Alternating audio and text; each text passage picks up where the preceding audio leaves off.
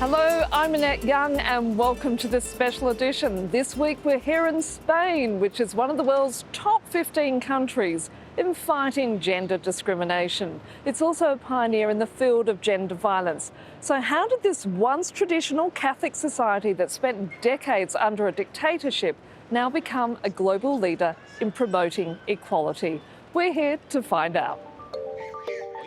In 1931, the Spanish Republic granted the right to vote to women. But any progress on women's rights came to an abrupt end after General Franco took power in 1939.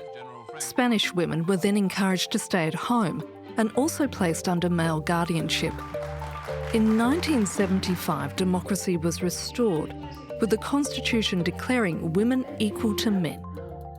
Contraception and divorce were also then permitted. Under the Zapatero government, the Gender Violence Act was introduced in 2004 and the Equality Act in 2007, which sought to improve gender parity in both politics and business. In 2016, after a notorious gang rape of a woman at the running of the Bulls Festival in Pamplona, the country witnessed massive protests. It resulted in the government reviewing its rape laws.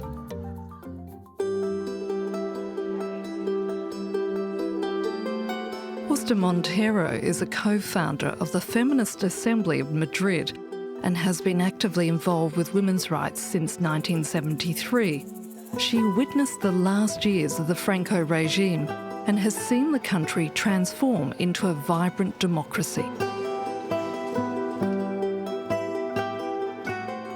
Justa, so how did Spain manage to go from a traditional Catholic society that had decades under a fascist dictatorship to becoming a global leader in promoting gender rights in such a short period of time? Bueno, porque yo creo que las mujeres aquí hemos protagonizado. I think Spanish women initiated an authentic social revolution. Y el cambio de la dictadura a una sociedad. The switch from dictatorship to a democracy permitted a massive advance in terms of women's rights. And it was the beginning of a feminist movement, which has been and still is very powerful here. Therefore, in a short amount of time, compared to other countries, we've witnessed changes to laws, customs, ideas and relationships. It's not everything we wanted, but there has really been an important shift. But you have to admit the speed of transformation is extraordinarily impressive. But is everybody on board with these progressive policies? For instance, in recent years, we've seen the rise of the far-right Vox party, who've made it clear that they certainly don't support feminist principles. No, certainly. Not everybody is on board. But importantly, we have managed to gain strong social support. Indeed, in 2018 and 2019, there were strikes against gender discrimination that saw hundreds of thousands of people on the streets. Women of all ages. It was amazing. Nonetheless, of course, there is also a reaction. The Catholic hierarchy is still very powerful in this country, and it's against the smallest of changes. There is also a reaction from the right wing, the extreme right, questioning absolutely everything. The Spanish cabinet has given the green light to tighten rape laws that requires explicit consent for sexual acts. What's being dubbed as only yes means yes law has certainly sparked debate. It's a basic question for me. I'm not going to have a drink with a friend if they don't show that they're interested. I ask, are you up for doing this? Do you want to go to this exhibition? It's a simple question that we establish in all relationships. So all more reason when it's about something so important. It depends. There are women who don't express themselves clearly. That's the crux of the problem for me. Because if she doesn't want to, she can openly say so. I think there's this freedom. Lo puede decir abiertamente. Creo que hay libertad. Not everyone has the same values and decency, so sometimes you have to put down boundaries.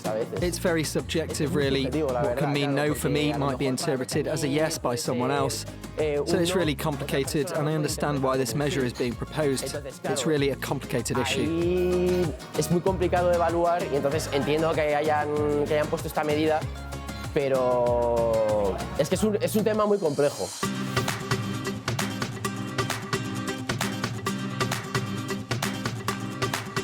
Due to it being decriminalised, Spain has now become the third largest centre of prostitution in the world, behind Thailand and Puerto Rico. Prime Minister Pedro Sanchez recently caused a political storm by proposing controversial legislation that would outlaw prostitution altogether on the grounds that it enslaves women. But some Spanish towns and cities have taken it upon themselves to fight against the trafficking of women and girls, as our team on the ground report. These prostitutes are waiting for clients on the outskirts of a business park, as they do every evening. Here in the Valencia region, an estimated 10,000 of them offer sexual services in the street or in brothels, an unregulated practice under Spanish law. The neighbouring town of Albal has decided to crack down on prostitution by targeting the clients. This is an area where a lot of prostitutes wait because there are a lot of potential clients here. The local authorities passed a bylaw a month and a half ago to allow police officers to be able to fine clients and pimps up to €800. If we see anyone trying to give money for sexual favours, we can book them. We haven't yet given out any fines, but we've already got rid of prostitution in broad daylight. The new policy was championed by the mayor after the murder of a 19-year-old Romanian sex worker. Florina's body was found dumped in a ditch on a roadside. It was here. The client strangled her. Is that what happened? Yes. That was when we said, we've got to act, to do everything we can locally to stop that happening again. Like Albal, about 100 districts in Spain have started fighting prostitution. In Valencia, the sex trade generates an estimated €278 million a year. 90% of prostitutes are believed to be victims of human traffickers, a scourge that has led the region to call for the abolition of prostitution at a national level. We need a national law that sanctions clients and pimps under all circumstances, not only for cases where a victim is shown to be in a vulnerable situation. Many campaigners say a ban on prostitution will discourage people traffickers and needs to go hand in hand with helping find current sex workers alternative work.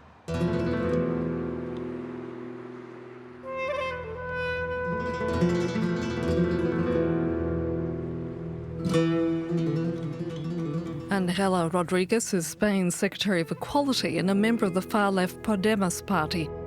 The 32-year-old is also the youngest member of the government. Secretary, thank you very much for your time. Prime Minister Pedro Sanchez's controversial legislation, which is proposing that prostitution be banned outright.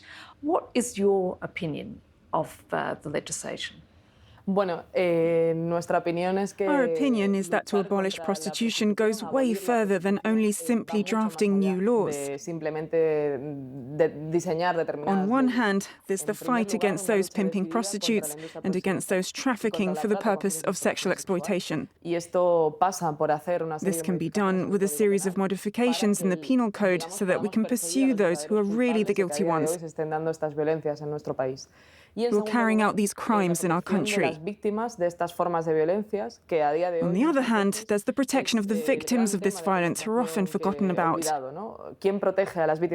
Who is protecting the victims? To talk about abolishing prostitution without defining what the proper steps are to do so is not a feminist way to do politics. We need to define those steps, and we need to put the means to do so on the table.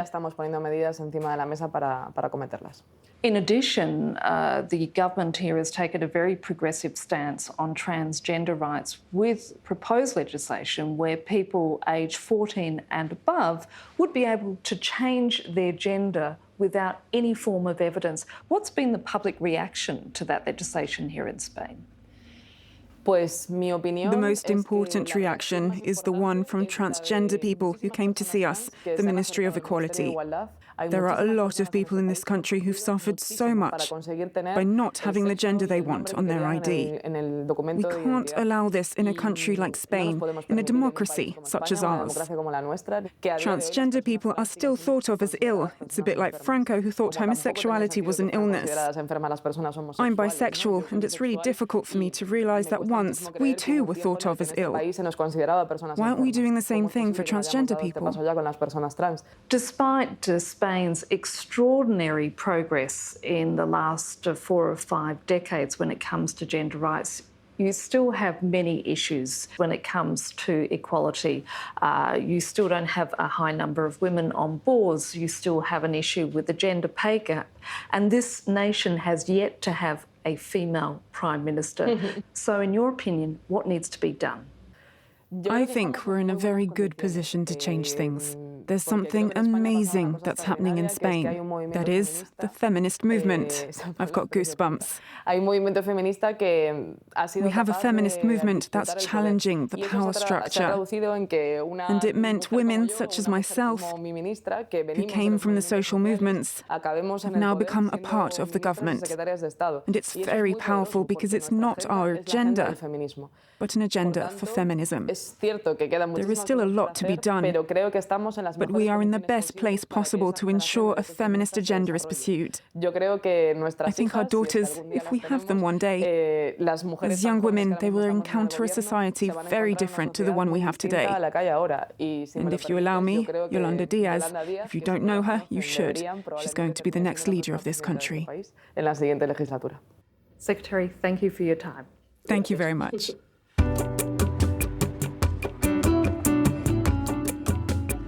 And in a reminder that the battle for equality here in Spain is far from over, this Madrid mural, which celebrates feminists from around the world, was recently under threat. The far-right Vox party wanting it removed. However, they were thwarted in the end by other political parties. And that's it for the special edition coming to you from Madrid. Until our next show, bye for now.